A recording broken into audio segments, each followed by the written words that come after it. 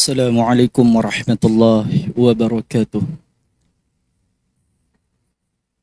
Innal hamdalillah nahmaduhu wa nasta'inuhu wa nahdihi wa nastaghfiruh wa na'udzu billahi min shururi anfusina wa min sayyiati a'malina. May yahdihillahu fala mudilla lahu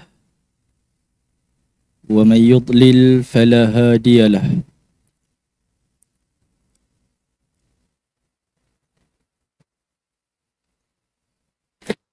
سبحانك لا علم لنا إلا ما علمتنا إنك أنت العليم الحكيم ولا حول ولا قوة إلا بالله العلي العظيم أما بعد. Muslimin dan muslimat yang dirahmati Allah Subhanahu wa taala sekalian, alhamdulillah pada malam yang penuh berbahagia ini Allah taala menghimpunkan kita, mudah-mudahan Allah Ta'ala melimpahkan kepada kita rahmat, redha dan juga keampunannya insya-Allah. Di dalam kita menyambut bulan Syawal ini, Masya Allah, banyak yang telah kita infakkan, kita berikan untuk menggembirakan tetamu-tetamu di rumah kita, kawan-kawan kita, anak-anak kecil, berian, duit raya dan sebagainya. So, tajuk pada malam ini berkaitan tentang orang yang membelanjakan hartanya. Rasulullah sallallahu alaihi wasallam pernah menyebut, maksudnya tidak satu hari pun di mana pagi harinya seorang hamba ada padanya kecuali dua malaikat yang turun kepada dia. Satu antara kedua-duanya berkata, "Ya Allah, berikan ganti bagi orang yang berinfak." Nabi bagi tahu tiap-tiap hari ini, bukan sebulan sekali, bukan seminggu sekali, bukan setahun sekali. Tiap-tiap hari ada dua malaikat yang mai turun kat kita ni. Salah satu daripada malaikat ni dia doa apa? Ya Allah, gantilah siapa-siapa yang bagi infak dia hari ini. Maknanya kita tidak akan rugi sampai bila-bila pun dengan infak, kerana malaikat sudah mendoakan kita, orang yang berinfak, supaya digantikan oleh Allah Subhanahu wa taala. Muslimin dan muslimat sekalian, itu hadis yang menjadi pokok perbincangan kita pada malam ini. Dalam hidup kita sebagai manusia, kita selalu berusaha nak baiki hubungan kita dengan Allah. Kita buat ibadat wajib, kita semayang, kita puasa, kita bayar zakat fitrah, kita duk bayar zakat harta dan sebagainya, kita pergi haji. Itu kita nak baiki hubungan kita dengan Allah. Macam tu juga kita jauhi larangan-larangan yang Allah tak bagi kita buat. Maka itu cara kita nak baiki hubungan kita dengan Allah. Jadi salah satu daripada cara yang banyak itu untuk menjaga hubungan kita dengan Allah itu adalah menerusi apa? Amal bakti kita sesama makhluk, iaitu dengan cara berinfak. Dia bukan saja hubungan sesama makhluk, tapi itu juga menjadi satu cara untuk kita nak bina hubungan baik dengan Allah. Dari sudut istilah, infak tu apa dia? Infak itu adalah pemberian.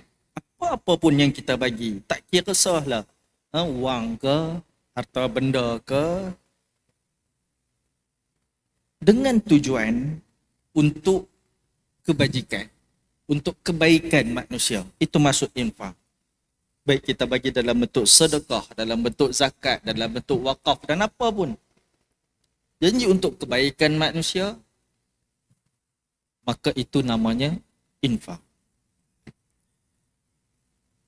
Bila sebut secara khusus infak di jalan Allah, Itu antara sifat golongan muttaqin. Orang yang bertakwa kepada Allah, dia mesti infak dia itu pada jalan Allah. Dalam surah Al-Baqarah, surah yang kedua daripada Quran, Allah dah sebut Alif Lam Mim, Dzalikal kitabu la raiba fihi hudal lil muttaqin. Alif Lam Mim, kitab Quran itu tidak ada keraguan pada dia, petunjuk bagi orang yang bertakwa. Siapa orang bertakwa itu?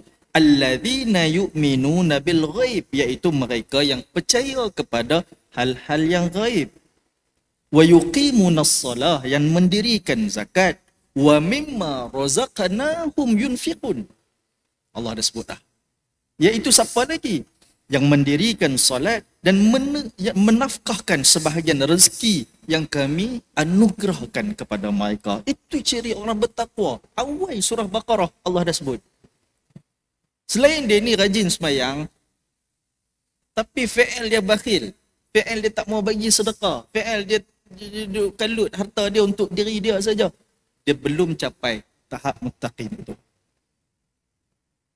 Allah bagi tahu ciri muttaqin, alladzina yu'minuna bil ghaib. Satu, percaya benda yang ghaib, syurga, neraka, malaikat, apa-apa yang ghaib. Yang wajib kita iman ni. Kita tak nampak dia, tapi Allah sebut, Nabi sebut, maka kita beriman. Wa yuqimunas salah, dan mendirikan sembahyang. Wa mimma razaqnahum yunfiqun. Selain daripada sembahyang, ni rezeki yang Allah bagi, sebahagian dia kita belanjakan, infakkan pada jalan yang Allah redha. Orang bertakwa ni, dia sedar harta yang dia duk ada tu bukan milik dia mutlak semata-mata, bukan. Ni kita duk pelekoh siang malam, duk cari duit ringgit, beli kereta, beli rumah, beli apa semua segala macam kita sediakan di atas dunia ni. Kita dah usaha dengan titik peluh kita. Orang bertakwa, dia kata ni bukan hak aku mutlak, bukan. Dia takkan ikut aku.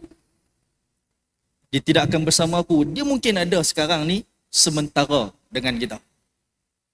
Tapi bila kita sudah dipanggil oleh Allah, kita sudah masuk dalam kubur, dia tak ikut kita masuk dalam kubur. Dia bukan jadi harta milik kita. Dia akan jadi harta milik orang lain.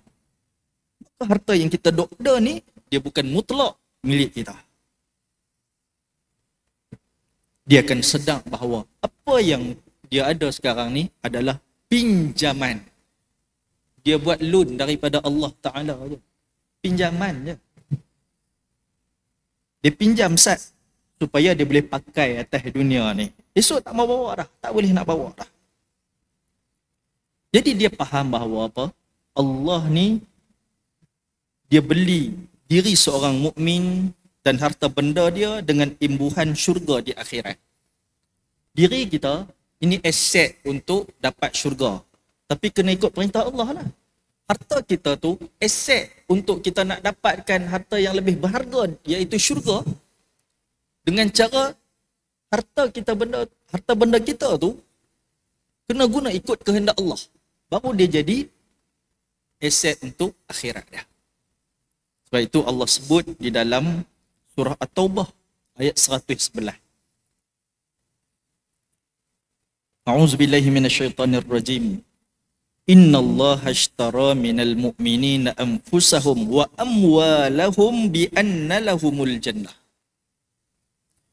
Sesungguhnya Allah telah membeli dari orang-orang mukmin diri dan harta mereka dengan memberikan syurga untuk mereka.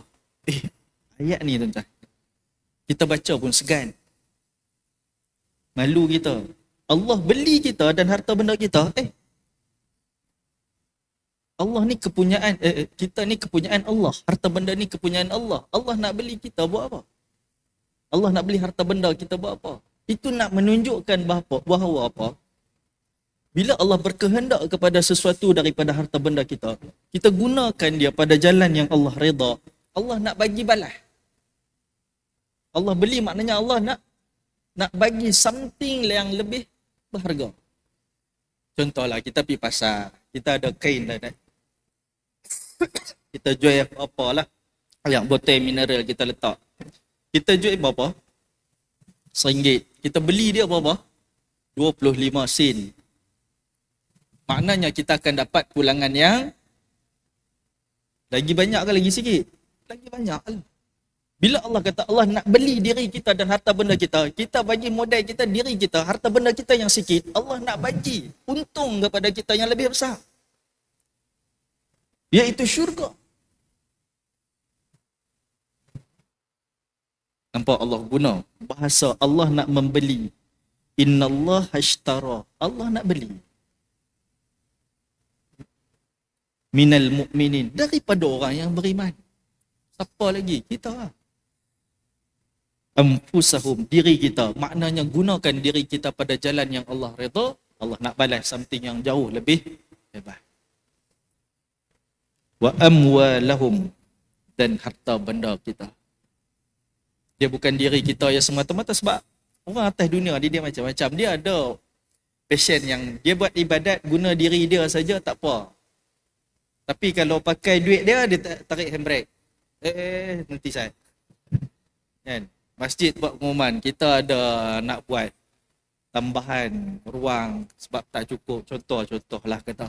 Untuk pengajian dan sebagainya yang khusus.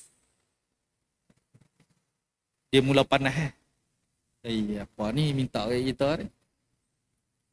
Tapi kalau nak buat ibadat untuk diri dia aja, nak main semayang, bukan pakai duit apa pun. Nak puasa, tak pakai duit pun. Tapi yang tu okey. Main yang kena duit, dia start, dia tak sedap hati. Kan? Ni tak lama lagi apa? Korban pun dia main. Allah, mereka dah kutip nama dah. Aku nak lari tang mana. Dia tak marah. Pasal apa? Pakai duit dia. La ilaha illallah. Allah nak test je. Kita ni sanggup tak sanggup nak beli satu bahagian daripada korban ni. Satu bahagian. Lah ni berapa? Dah buka dah. 700. 800 begitulah lebih kurang. Nak tengok kita ni, Allah duk bagi gaji kat kita tiap-tiap bulan 5,000, 6,000, katalah. 700 setahun. Nak bagi tu, Parkinson dia. Mengeletak tangan. Dia tak ada Parkinson tapi bab nak bagi duit tu mengeletak tangan dia. Betul ke kita ni beriman? Tanya balik diri kita. Kalau infak di jalan Allah pun kita rasa berat.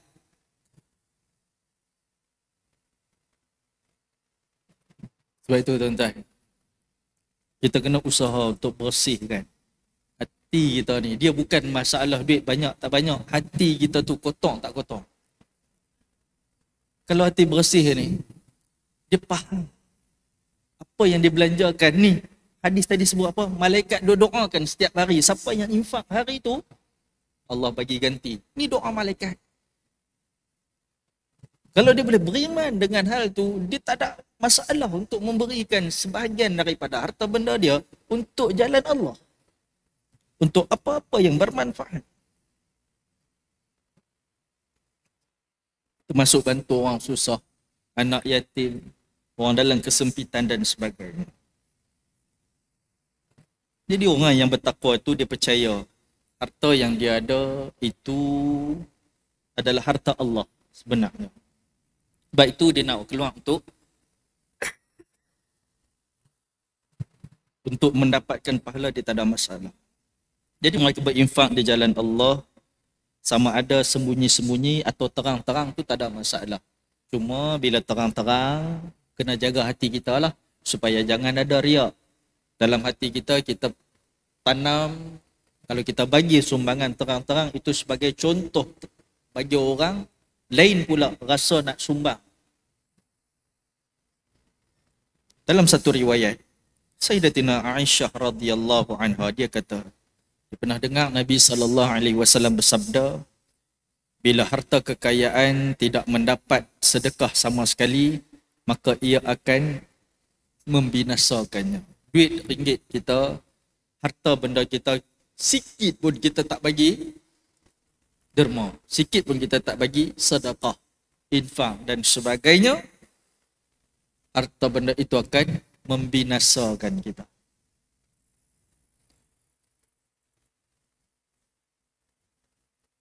Muslimin dan muslimat yang dirahmati Allah Subhanahu wa taala sekalian.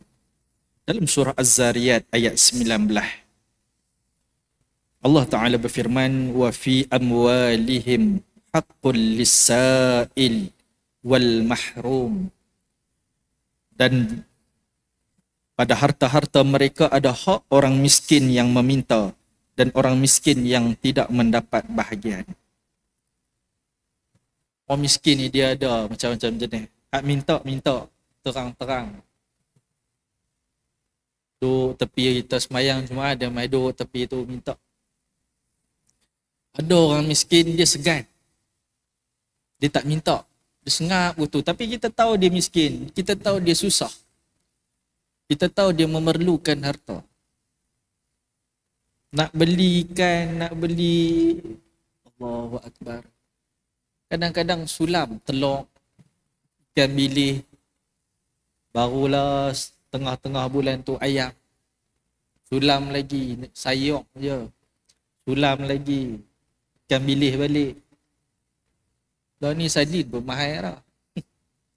Sardin dalam tin tu. Dulu orang kata student orang miskin makan sardin dalam tin dah. Sardin pun mahal dah lah. Kita kenal orang macam tu tapi duduk dia diam. Kita lah yang kena pergi pulung dekat dia. Sebab apa? Sebab dalam harta benda kita itu ada hak orang miskin. Sama ada dia bagi tahu ke, dia sengap ke, ada hak untuk kita bagi ke dia.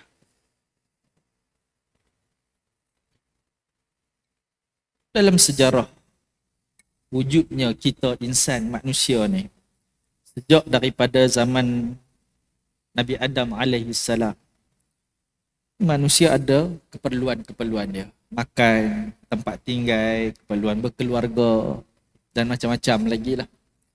Jadi nak dapatkan keperluan itu, manusia nalurinya berusaha.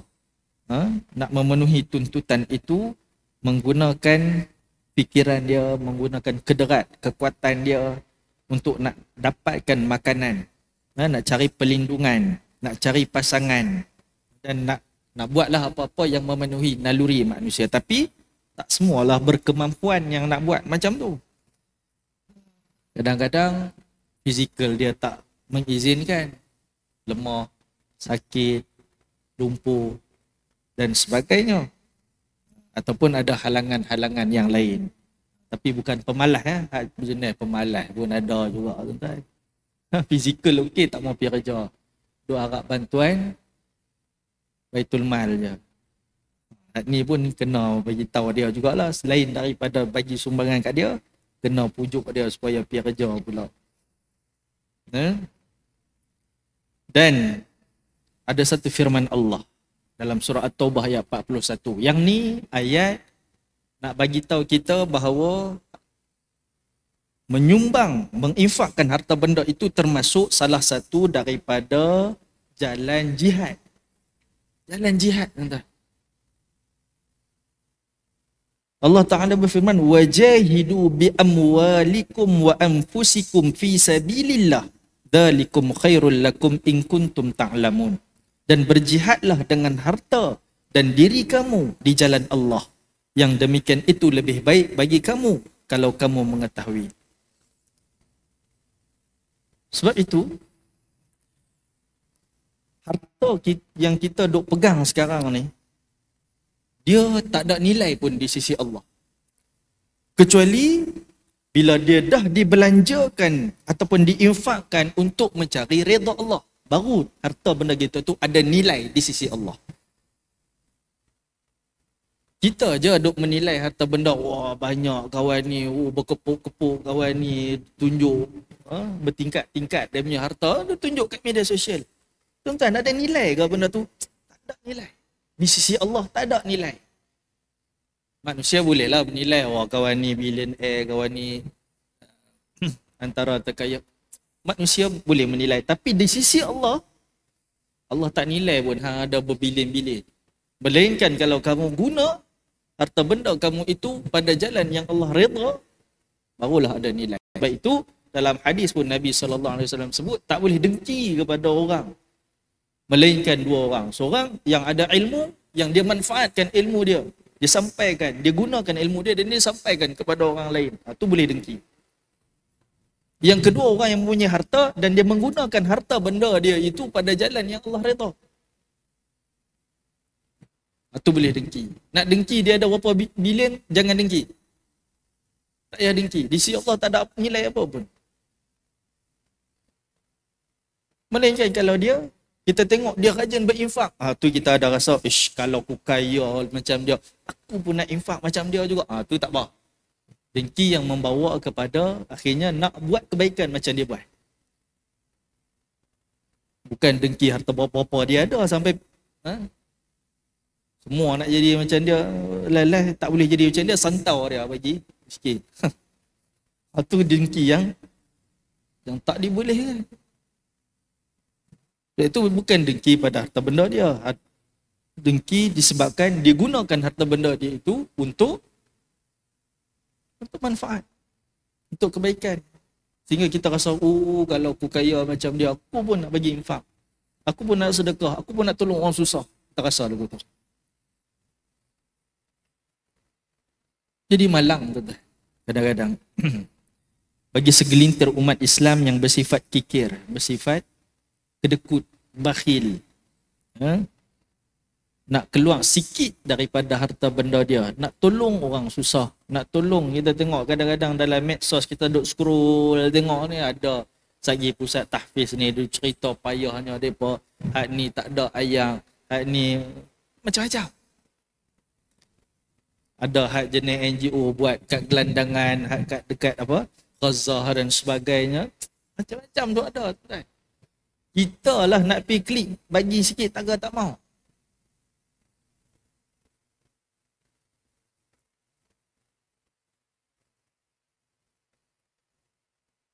Orang yang kikir ni, orang yang bakhil ni, mereka selalu bagi alasan. Bila ada peluang untuk bagi sumbangan, macam alasan lah. Alasan kat diri sendiri. Nanti aku tak sampai cita-cita aku nak dapat 1 juta dalam akaun. Contohnya. Tak ada manfaat. Di sisi Allah pun. Jadi ada yang lari daripada kewajipan mereka bayar zakat. Bayar zakat pun lari. Allahu Akbar. Sebilangannya orang yang mereka jahil. Anggap bayar zakat itu setahun sekali je. Ada juga yang anggap kita bayar zakat setahun sekali je, time zakat fitrah. Habis tu zakat harta dia dapat. Zakat simpanan dia. Zakat emas perak dia. Ni kesan daripada apa? Tak mengaji bab zakat. Jadi dia anggap zakat tu zakat fitrah ya. Dalam zakat fitrah ada 3 choice. Dia bayar choice tak paling murah sekali. RM7. Padahal makan basmati. Kan?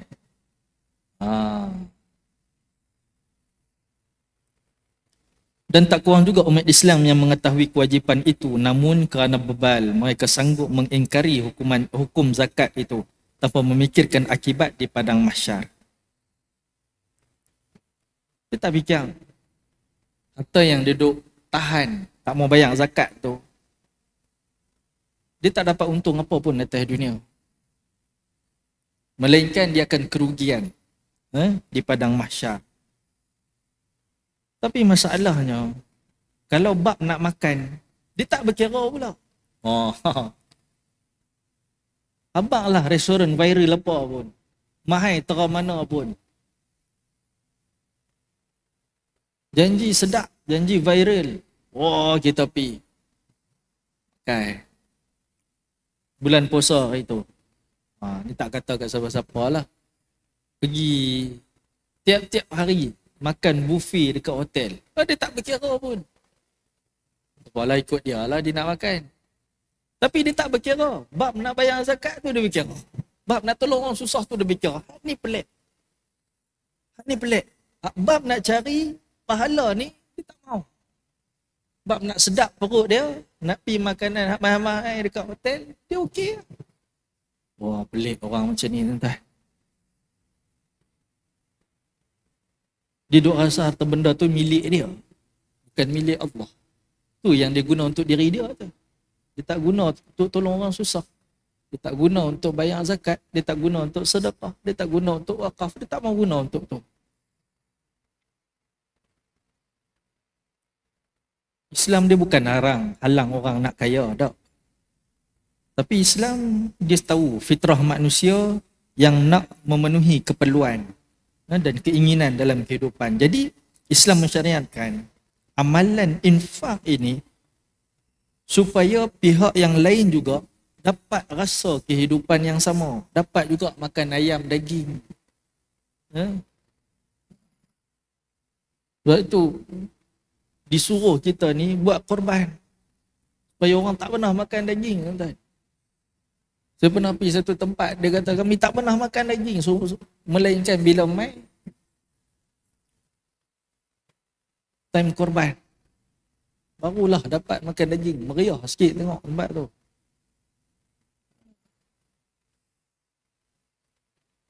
Dan umat Islam tak perlu khawatir, tak perlu rasa bimbang, tak perlu rasa rugi bila dia menyumbangkan pada jalan Allah. Sebab dengan tujuan yang mulia, itu salah satu daripada cara kita mensyukuri nikmat Allah. Kita duk bagi ni, kita duk sedekah ni sebab apa? Kita rasa bersyukur. Kita tengok bila mai hari raya. Mai hari raya kita tak kisah. Seronok dengan pakaian baru, dengan kuih muih, dengan duit raya pada budak-budak ni. Pasal apa? Kita boleh bagi, kita boleh keluarkan sebab kita rasa seronok, kita rasa syukur. Kita dah selesaikan amalan puasa di bulan Ramadan tu. Maka nak raikan kegembiraan, kesyukuran kita kepada Allah, maka kita keluarkan harta benda kita. Ini bagi seorang RM10 tau ke budak-budak. Waktu lain tengok dia punya susah nak keluar RM10 kat masjid pun payah. Tapi hari raya ni mai sama mai bagi. Dia tak kisah. Pasal apa? Ada rasa kesyukuran dalam hati. Boleh tak rasa kesyukuran itu dibawa sepanjang tahun, sepanjang masa? Sebab apa? Sebab Allah dok bagi harta kat kita. Kita rasa bersyukur dengan harta yang Allah bagi, maka kita gunakan harta itu untuk infak pada jalan yang Allah redha. Dan dia sedang. Allah Ta'ala sebut dalam surah Ibrahim ayat 7. La in syakartum la azidannakum wa la in kafartum inna azabi lasyadid. Kalaulah kita ni bersyukur, nikmat-nikmat yang Allah bagi ni kita bersyukur, kita gunakan pada jalan yang Allah redha, maka la azidannakum, Allah akan tambah. Ni janji Allah. Allah akan tambah. Masalahnya kita tak termakan dengan janji Allah, kita termakan dengan janji syaitan. Syaitan pun duk bisik. Firman Allah duk main belah ni, syaitan duk bisik belah ni, hang bagi ni kuranglah duit hang. RM10 hang bagi RM5, tinggal RM5 aja. Dia duk bisik. So, iman kita duk bertimbang ni. Nak makan janji Allah ke nak makan janji syaitan? Kalau makan dengan janji Allah, Allah kata la in syakartum la azidannakum, Allah akan tambah. Dia dengan senang ya akan infakkan harta benda dia. Sebab apa? Dia percaya, dia yakin kepada Allah berbanding dengan bisikan syaitan. Allah akan gandakan nikmat kepada hamba dia.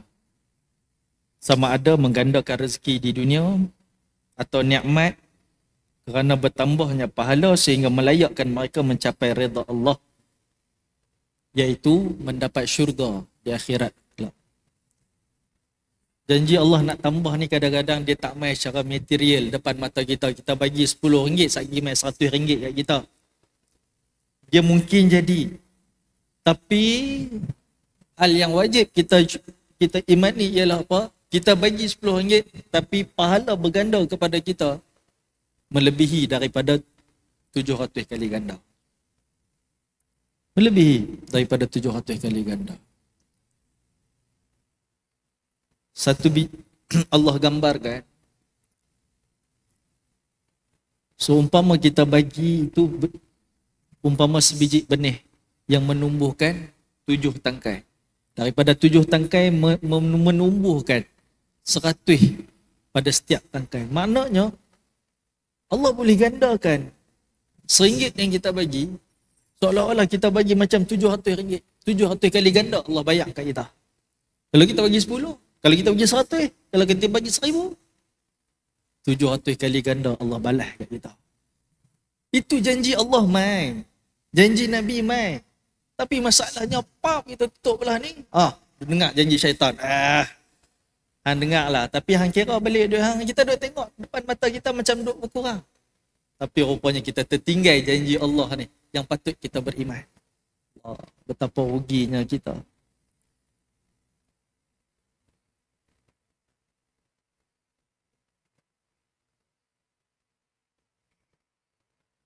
Dengan memanfaatkan kudrat kurniaan Allah dan kemampuan akal fikiran untuk berfikir, manusia dengan ilmu dan segala keupayaan mampu menjadi kaya raya. Kita ni Allah bagi macam-macam dah ilmu. Ada orang ilmu arkitek, ilmu geologi, ilmu arkeologi, ilmu zoologi, ilmu teknologi, ilmu macam-macam ilmu Allah bagi ni. Kita pakai ilmu Allah bagi ni, maka akhirnya kita dapat kekayaan.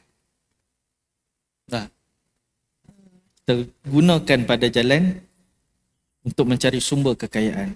Namun, yang dikhawatiri ialah pengaruh kekayaan itu pada diri manusia. Itu paling kita takut. Dah kaya, akhirnya dia pengaruh diri kita. Atas sifat sebagai makhluk yang lemah, manusia tidak mampu bersabar menghadapi godaan dunia. Bila ramai yang tenggelam dengan kesenangan dan kemewahan hidup, sehingga menyerumuskan mereka daripada kufur nikmat. Bila dia rasa dia ada segala-galanya, dia ada harta benda, dia tak perlukan lagi Allah. Sebagaimana Qarun. Qarun dulu ni miskin papa ke dana. Tapi kerana dia minta harta, maka Allah kurniakan kepada dia harta sampai dia pun sesat barat. Tak kenal dah saudara dia Nabi Musa ni. Tak ibadat lah. Sama-sama. Maka itu yang dikhatiri, itu yang kita tak mahu.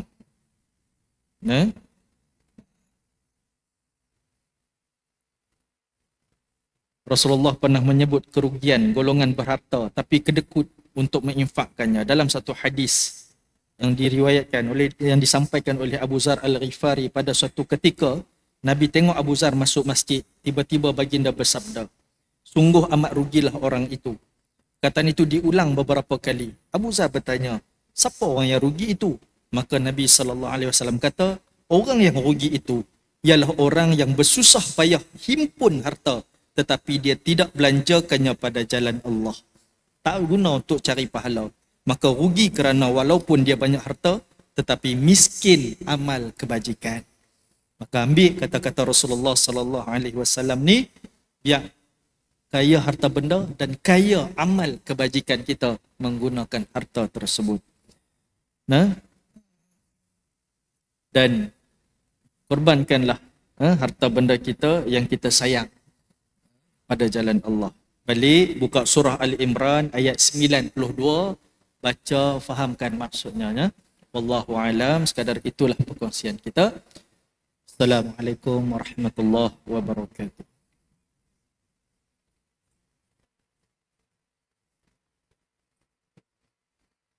Allahu Akbar, Allahu Akbar.